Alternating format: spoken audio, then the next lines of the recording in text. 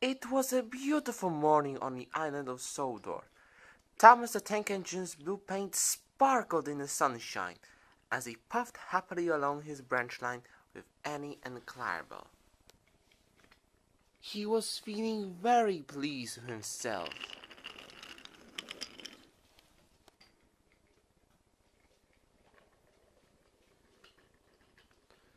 "Hello, Thomas," whistled Percy. "You look splendid." "Yes, indeed," boasted Thomas. "Blue is the only proper color for an engine." "Oh, I don't know. I like my brown paint," said Toby. "I'm always been green. I wouldn't want to be any other color either," added Percy.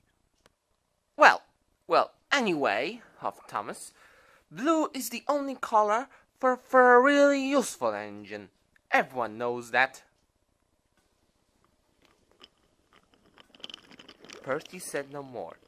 He just grinned at Toby. Later, Thomas was resting when Percy arrived. A large hopper was loading his freight cars full of coal. Thomas was still being cheeky. "Careful," he warned. "Watch out with those silly cars."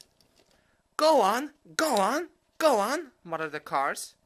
"And by the way," went on Thomas, "those buffers don't look very safe to me." The last load poured down. "Help! Help!" cried Thomas. "Get me out!" Percy was worried, but he couldn't help without laughing. Thomas's smart blue paint was covered in coal dust from smoke box to bunker.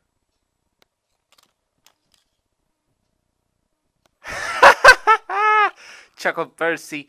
"You don't look really useful now, Thomas.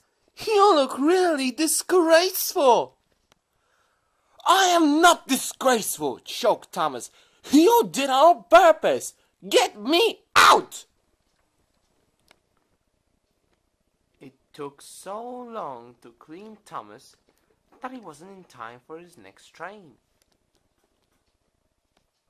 Toby had to take Annie and Clarabel. "Poor Thomas," whispered Annie to Clarabel. They were most upset.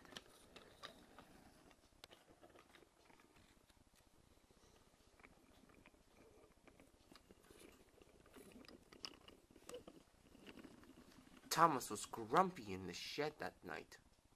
Toby thought it a great joke, but Percy was cross with Thomas for thinking he had made his paint dirty on purpose. Fancy a really useful blue engine like Thomas coming in disgrace to Sir Thomas Hatt's railway. Next day, Thomas was feeling more cheerful as he watched Percy bringing his cars from the junction. The cars were heavy, and Percy was tired. "Have a drink," said his driver. "Then you'll feel better."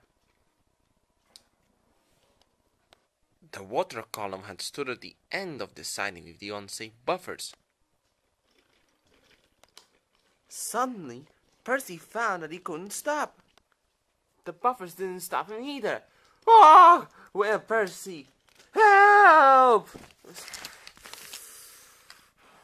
The buffers were broken, and Percy was wheel deep in coal. It was time for Thomas to leave. He had seen everything. Now Percy had learned his lesson too, he chuckled to himself.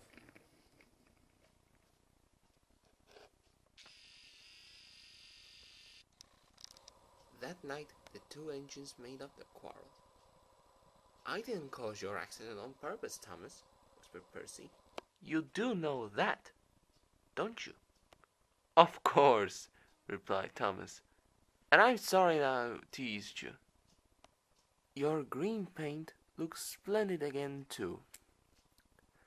In future, we'll both be more careful of coal."